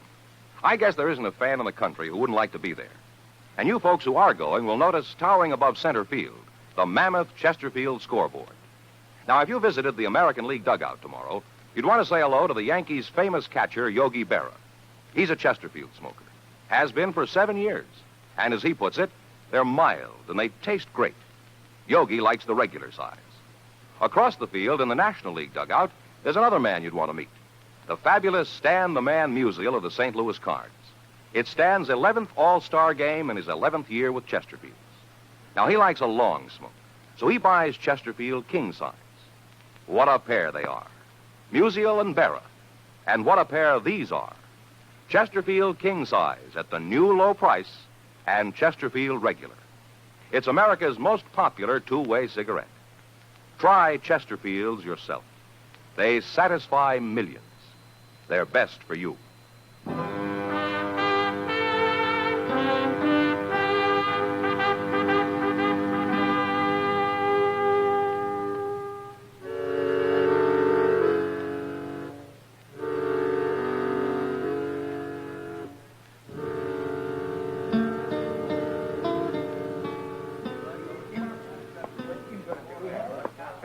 Evening, Marshal. Hello, Tally. You gonna introduce me to the lady? Nobody has to introduce anybody here, mister. My name's Kitty. Kitty, huh? Well, my name's Ken Tally. How about having a drink with me, Kitty? Sorry, I'm busy. Oh, come on. You ain't busy. You heard her, Tally. Go on back to the bar, huh? You're sure something, ain't you, Marshal?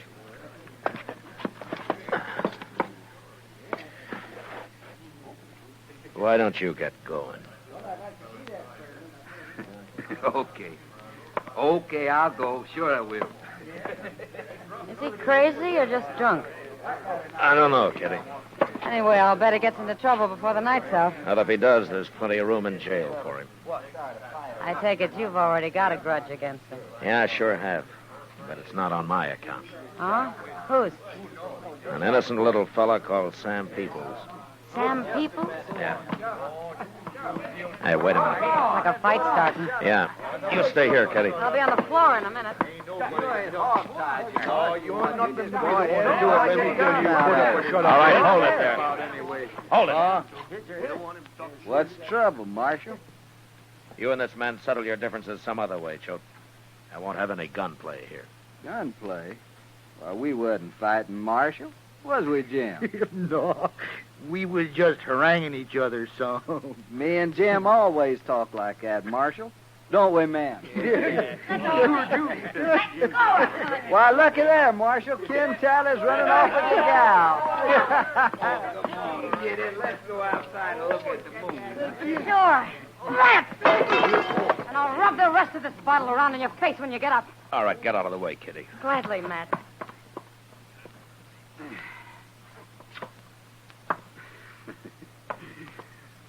I fooled you, didn't I, Marshal? Yeah. You sort of fooled me. Charlie! Now, look here, Marshal. That ain't no way to act. What's the matter with you, anyhow? All right, shut up. Marshal, there's 8 of us here. You think you can whip all of us? No, I don't, Choate. Not 8 of you. Well, then you're going to get whipped. Come on, man. Just stay where you are, all of you.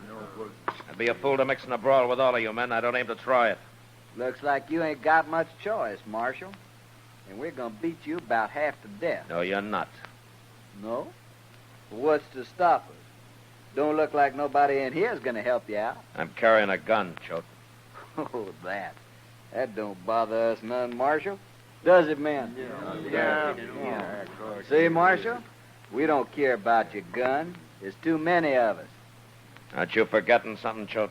What? I don't wear this gun to kill snakes with the way you men do. I'll have bullets in at least 3 of you before you get off a shot. And you'll be the first. What's the matter with you men? He's just bluffing. He's scared half to death right now. Joe. Forget about it, Joe. Don't be egging him on now. Then I'll fight him. I ain't so bad with a gun. Don't try it, Choate. You shoot me, the boys will take care of you. Don't do it, Choate. I'm telling you. What's a Kansas Marshal? No.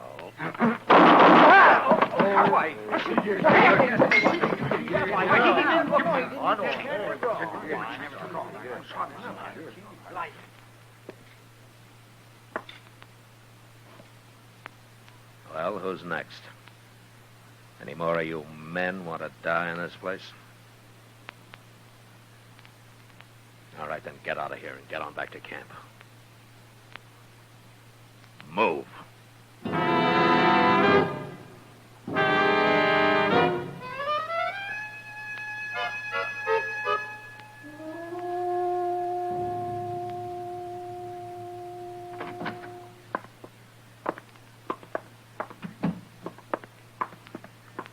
Here he is, Mr. Dillon.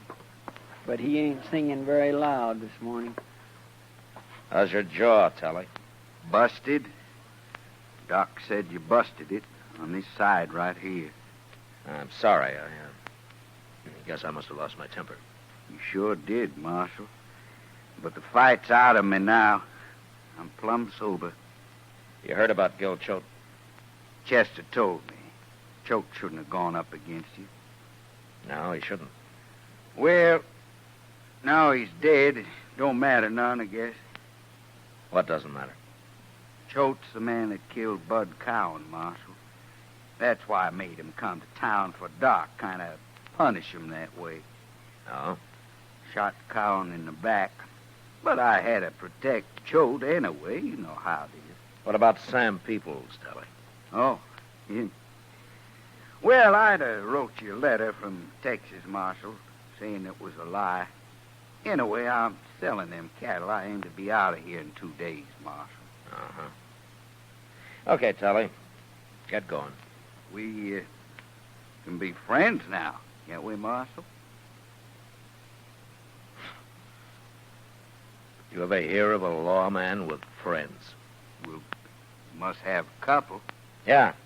Yeah, I have. A couple. So long, Telly. I'll tell Sam Peoples that you didn't mean it.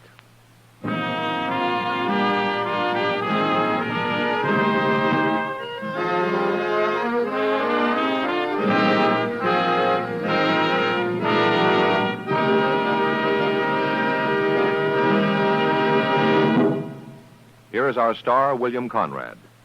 Thank you, George. You know, it's a wonderful cigarette we've been telling you about tonight. I mean, Chesterfield, of course. My cigarette. King size or regular, Chesterfields give you the taste and mildness you want every time you light up. So give them a try. They satisfy millions. You'll like them, too.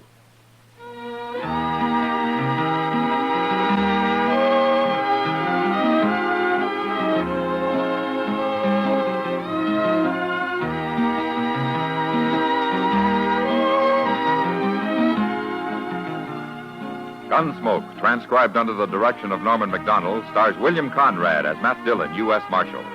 Tonight's story was specially written for Gunsmoke by John Meston, with music composed and conducted by Rex Corey. Featured in the cast were Harry Bartell, Vic Perrin, John Daner, and Lawrence Dobkin. Parley Bear is Chester, Howard McNear is Doc, and Georgia Ellis is Kitty. Join us again next week as Matt Dillon, U.S. Marshal, fights to bring law and order out of the wild violence of the West in Gunsmoke.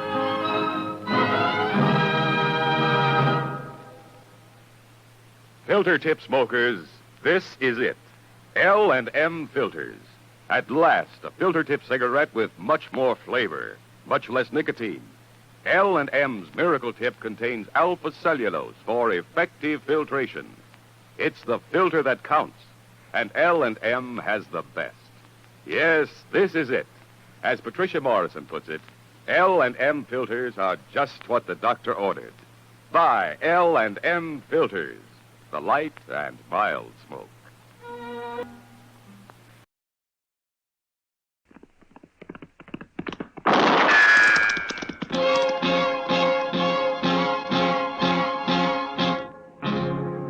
Gunsmoke, brought to you by L&M Filters. This is it. L&M is best. Stands out from all the rest. Around Dodge City and in the territory on West, there's just one way to handle the killers and the spoilers, and that's with a U.S. Marshal and the smell of Gunsmoke.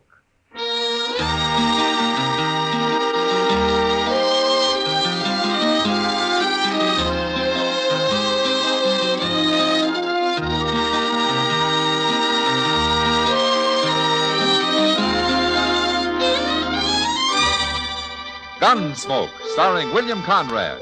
The transcribed story of the violence that moved west with young America. And the story of a man who moved with it. I'm that man. Matt Dillon, United States Marshal. The first man they look for and the last they want to meet. It's a chancy job, and it makes a man watchful. And a little lonely.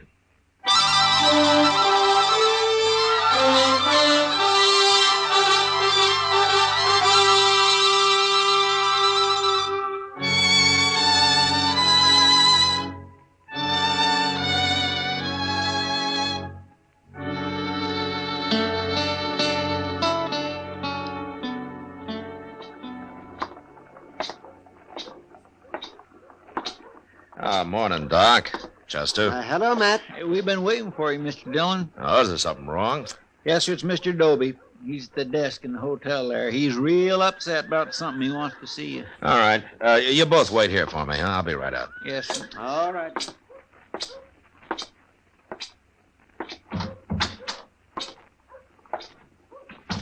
Marshal Dillon, I've sure been wanting to see you. Oh, what's the trouble, Mr. Doby? You got a riot in here or something? There'll be a riot if you don't get them people out of here, Marshal.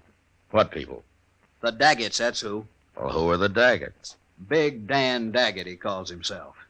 And he is big, too, Marshal. I never heard of him. He's only been in Dodge since yesterday. He's one of them mountain men from on west. He's a hunter or something, one of them real hairy fellas. Shouldn't be allowed around other white men. Oh, why not? What's he doing? He's setting in my hotel. I let him in before he told me. Before he told you what? It's better you see for yourself, Marshal. Room's right at the top of the stairs there. Well, okay, Doby, let's go. It's true, ain't it, Marshal, that I don't have to let nobody stay in my hotel I don't want. I guess so, if you got a good reason. I got plenty of reason. 3 men have moved out already. And it sounds to me like he must have a box of rattlesnakes with him or something. Worse than that. This is room here. This is a double room, isn't it? He needs it. Needs the whole doggone prairie. And that's where he's going. Now, you tell him, Marshal.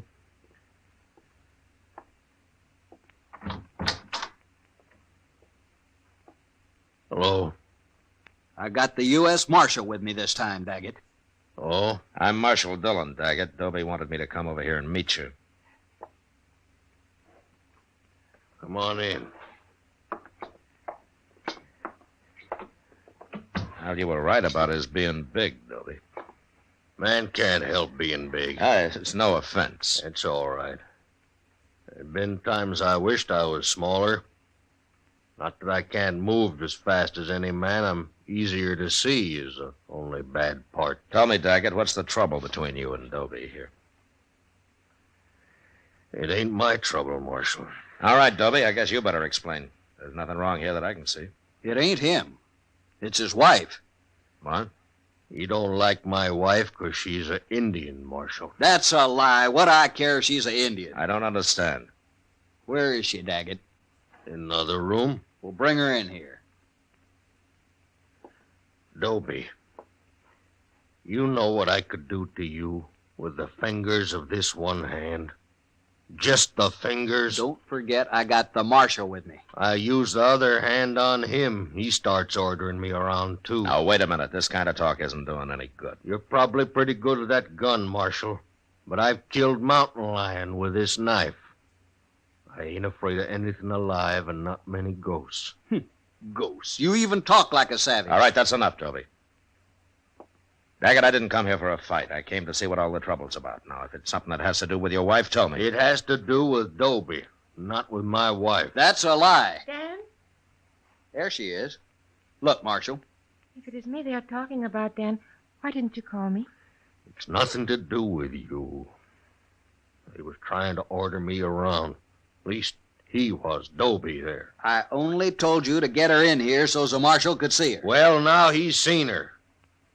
Now, what's all the fuss about?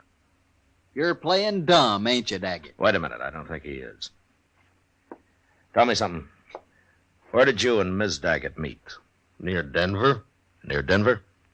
I'm a mountain man, Marshal. Never been on the prairie before. What were you doing near Denver, Miss Daggett? I was sent there 4 years ago to complete my education. My father was a chief, Marshal. A chief? What chief? His name was Yellow Horse. Yellow Horse? That's worse. That's the worst yet. I don't understand either of you men. What are you talking about? Well, Dobie could tell that your wife was a Kiowa by the way she dressed. Well, she got to come from some tribe, don't she? Yeah, but being the daughter of Yellow Horse makes it even worse. Why? 2 years ago, the Kiowas killed some 18 settlers on raids through the country near here. Yellow Horse led them until he was killed.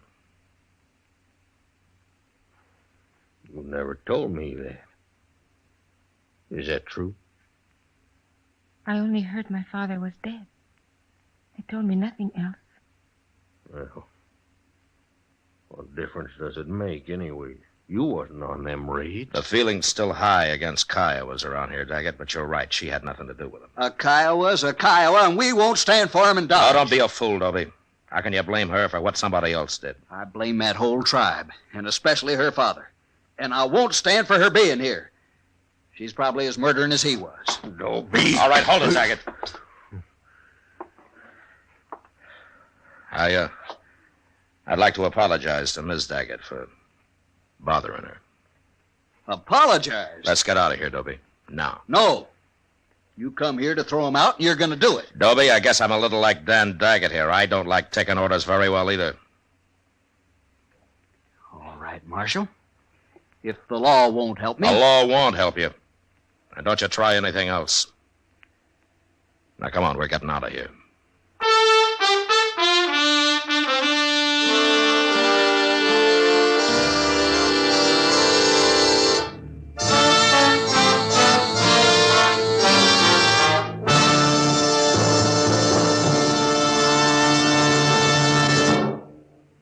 This is it, L&M Filters. It stands out from all the rest.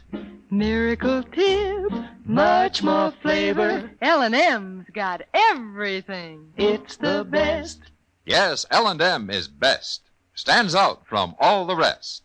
L&M stands out for flavor. Flavor. Flavor. Flavor. The miracle tip draws easy. You enjoy all the taste. L&M stands out for effective filtration. Filtration. Filtration. Filtration. No filter compares with L&M's pure white miracle tip. L&M's got everything. It's America's best filter tip cigarette.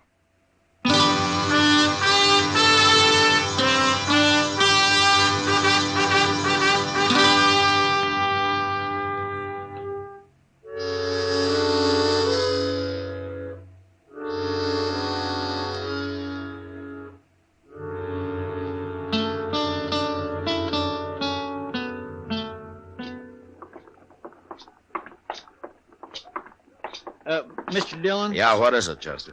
Well, would you mind stopping in Mr. Jones's store here? It won't take but a minute or two. Oh? You're going to spend your betting money on clothes again? Oh, no, sir. I mean, well, you see, Mr. Dillon, I need a little string tie. For Sundays, kind of. Oh. They don't cost more than a quarter. All right, in that case, I'll go with you.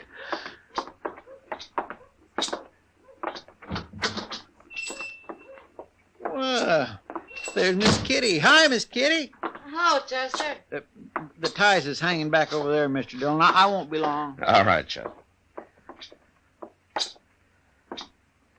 Well, you're as bad as Chester, Kitty. Always buying clothes. As Chester? Matt, if Chester's always buying clothes, how come ever since I've known him he's worn that same pair of striped pants? Well, he's careful with them, I guess. He never gets them torn. You'd have to go to bed if he ever did. Where's Mr. Jonas? Out back. He's showing Dan Daggett and his wife something. Oh, are they here? Sure. He introduced me to him. Big Dan Daggett. Like you said last night, Matt, he earned the name. He's a buffalo, that man. Yeah, he sure is. His wife's name's Rose. Said you couldn't pronounce it in Indian, so he made it English. She's a beautiful little thing. Ah, she's prettier than most women around here. Thanks. Oh, no, Kitty. No, you're right. She really is. I guess Dan Daggett can't be all brute, or a girl like that would never have married him. Yeah, it's too bad Dobie over at the Dodge House can't see it your way, Kitty. No, Dopey's just not thinking very straight. Where's Jonas? Oh, he's out back, Roden. Oh, hello, Marshal. I didn't recognize you. Oh, here he comes. How you like it, Rose? Who's that, Matt? His name's Roden. He works over at one of the stables. Oh, that explains why he's too poor ever to come into the Long Branch. Jonas! Hey, Jonas! I'll be right with you, Rodden. Well, I'm in a hurry. Won't be but a minute. Well, I ain't waiting while you sell beads to her. Hey, wait a minute. What's she doing in here anyway? You stay here, Kitty. Yeah. She's got as much right to be here as you have, Roden. Kiowa woman, you gone crazy? Well, no. Then throw her out of here, or I will. The woman is my wife, mister. Your wife? Your wife? You'll have to throw me out, too. What? Now, look here, I didn't mean nothing. If you don't mean nothing, then don't talk. Sure. What do I care? It's your business. I don't care. And even if you do care, you shouldn't say nothing about it out loud. I ain't saying nothing. I gotta go now. I gotta go.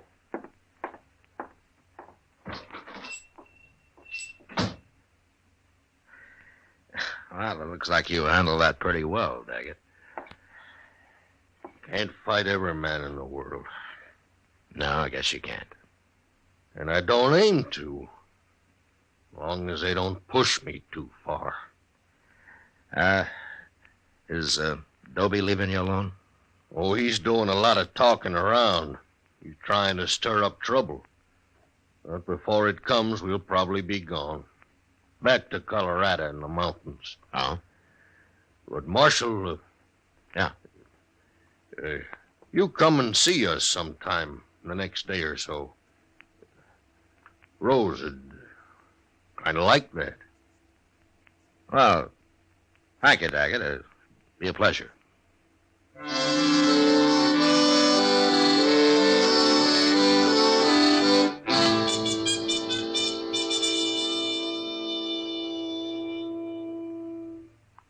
Where's Doc at this morning, Mr. Dillon? I've been up to his office twice, and he ain't there. Well, he was called out to the Duke place last night, Chester. Oh, somebody sick? Well, Doc doesn't get many social calls, you know. I was calling on him social. Huh? Oh, well, he'll appreciate that, I'm sure. Well, I think I'll go up to the Dodge House and make a call on Jim Doby. Oh. More trouble, Mr. Dillon? Well, there will be if somebody doesn't stop him. He's been talking to everybody who'll listen about Rose Daggett being Yellow Horse's daughter. How they ought to run her out of town. It's like he's looking for help, ain't it? Yeah. You ought to know better than that, a man like Doby. Well, that's what I'm going to try to explain to him, Chester. Marshal? Hello, Daggett. Marshal. I'm kind of worried. Why, what's the matter? It's Rose. I can't find her nowhere. You can't find her? No. Well, maybe you and Chester will help look for her. I've been everywhere. Of course we'll help you. Now, where did you see her last? Right in our room. Let me tell you, I woke up real early. Couldn't get back to sleep. I didn't want to bother Rose, so I got dressed. I went out in the street and I walked around. I wasn't gone more than 1 hour, Marshal. Shouldn't never have left her. Well, did you ask him at the hotel? Did anybody see her leave? There wasn't nobody at the hotel. Not when I went out, not when I come back. Nobody could have seen her. Well, where could she have gone to that hour in the morning? She wouldn't have gone nowheres, Chester, not Rose. What I can't understand. Well, all right, let's start looking for her. Oh, come on. I guess we'll start with a hotel. Sure do want to thank you for this, Marshal. You too, Chester. Oh, we'll find her, don't you worry. Hey, there. Yeah, it sure is. Look, he's got somebody with him. That's Rose. That's Rose in that buggy. Rose? Rose, what are you doing there? Hello, Dan. Well, get down. Here, I'll take you. You will have to carry me, Dan. Where you been? What happened to your feet? Chester? What, Doc? Do me a favor. Take this buggy, will you? Sure will. Let me get down here. And you. You must be Daggett. Yeah. Take Rose into the marshal's office. She shouldn't be on the street out here. We'll go.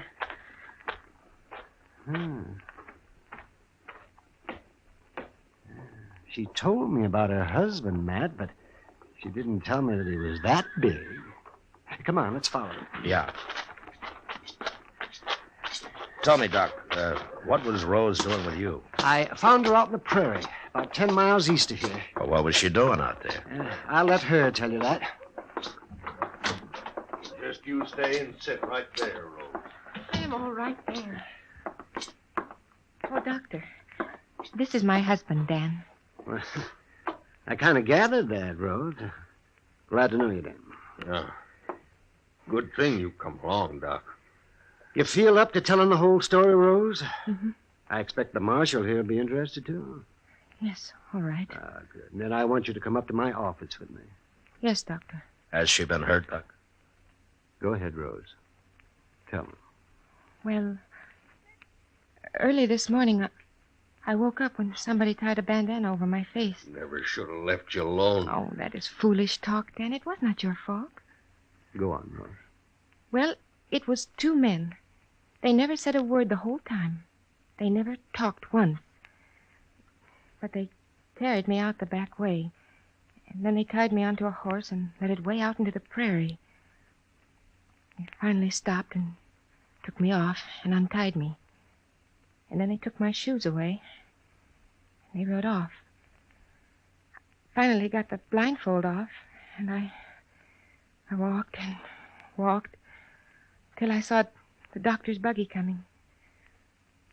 I could not have walked much farther. Rose. Rose? Now, wait a minute, Dan. Rose, you never saw these men. No. And you never heard their voices. No, but I heard them walk. Everybody has a different walk. Well, did you recognize either of them from hearing them walk? No. It was not Dobie or that man in the store. We'll find them, Rose. We'll sit on the street. We'll listen until we find them. When we do, I'll cut them. I'll cut them awful before I kill them. No, Daggett. You let Rose find them if she can, and then I'll take them. They're mine, Marshal. They're just as much mine as Rose is mine. I wouldn't let nobody else in the world touch them but me. That'd be murder. Is that what you call it? Rose, Doc wants you in his office. You go along now. And then we'll start listening. It's as good a way to hunt as any.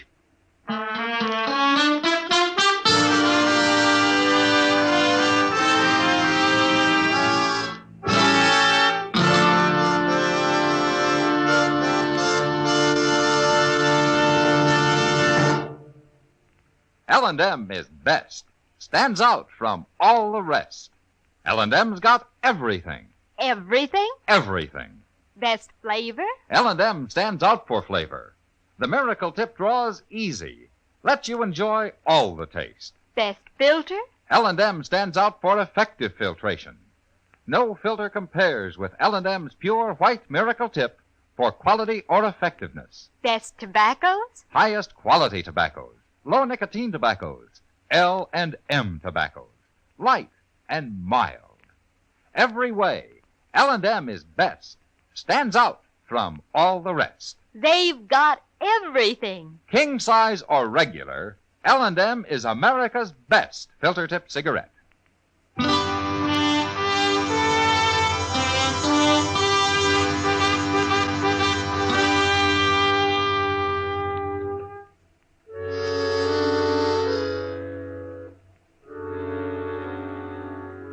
For the next few days, the Daggetts took up their post on the boardwalk halfway down Front Street. Rose would sit there for hours, her head down, her eyes half closed, listening to the footsteps of hundreds of men as they passed. And Daggett would stand at her side, his bowie knife in his belt, waiting with animal patience for a sign from his wife. But it didn't come. And I began to hope that for his sake the kidnappers had left the country and nothing had happened. And then the morning of the third day, Chester and I were loafing around on the porch of the general store. Oh. Where's the Daggetts this morning, Mr. Dillon? They ain't over there where they usually are. Well, I guess they haven't started yet, Chester. I swear every man in Dodge must have walked past there by now. All but two, maybe.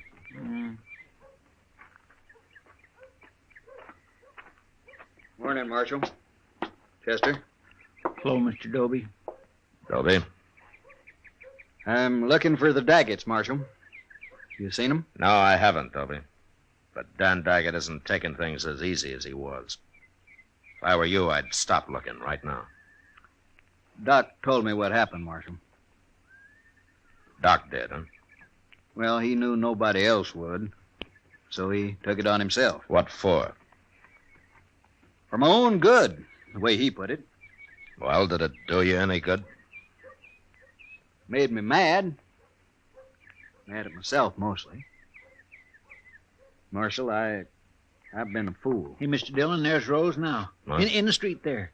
She's got a shotgun. Hey, what's she doing? Looks like she's following those two men. Oh, she sure is. Come on. She stopped them. She's got them turned around. See, she's going to shoot them. Oh, they ain't making a move. How do you know it was us? What if it was? I guess you ain't learned nothing. Maybe we'll have to do it again. Don't shoot, Rose. I'll take him.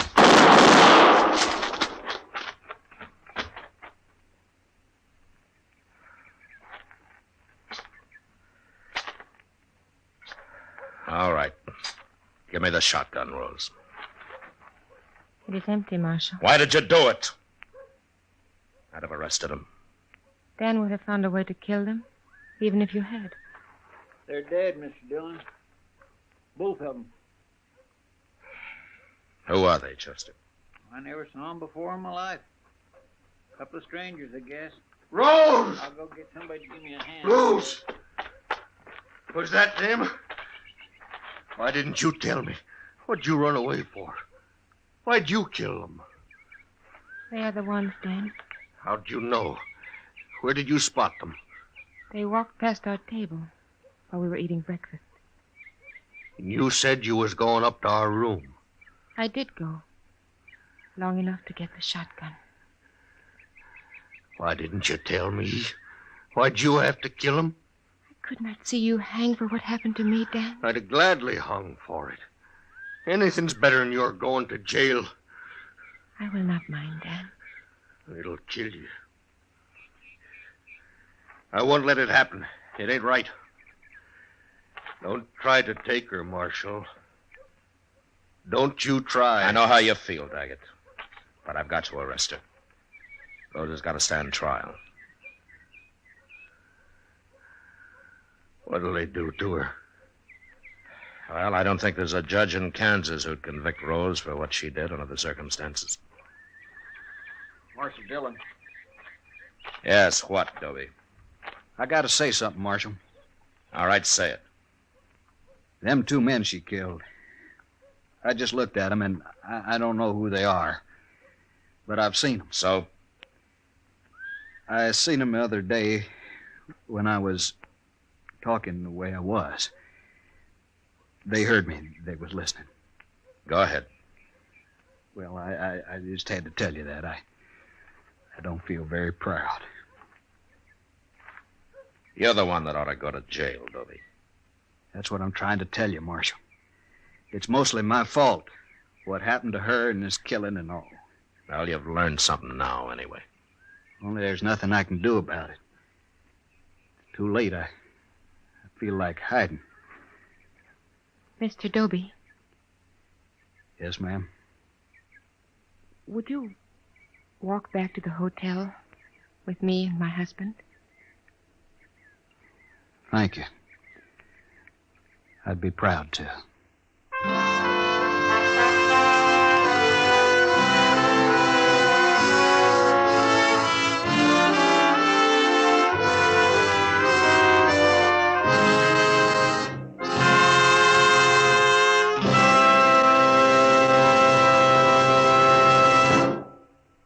Now our star, William Conrad. Thank you, George. Today, there's one filter cigarette that stands out from all the rest. L&M stands out for flavor, for effective filtration, for highest quality tobacco. L&M's got everything. That's what makes it America's best filter tip cigarette. Try L&M's king size or regular. I know you'll go for 'em.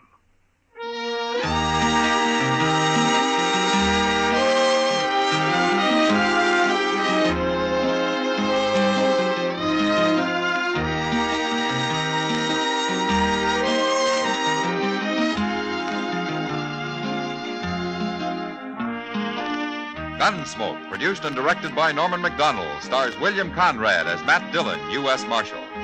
Our story was specially written for Gunsmoke by John Meston, with music composed and conducted by Rex Corey. Sound patterns by Tom Hanley and Ray Kemper.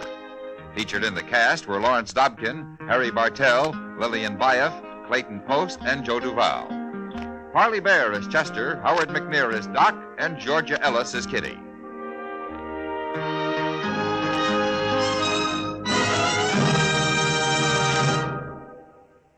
Stop. Start smoking with a smile with Chesterfield.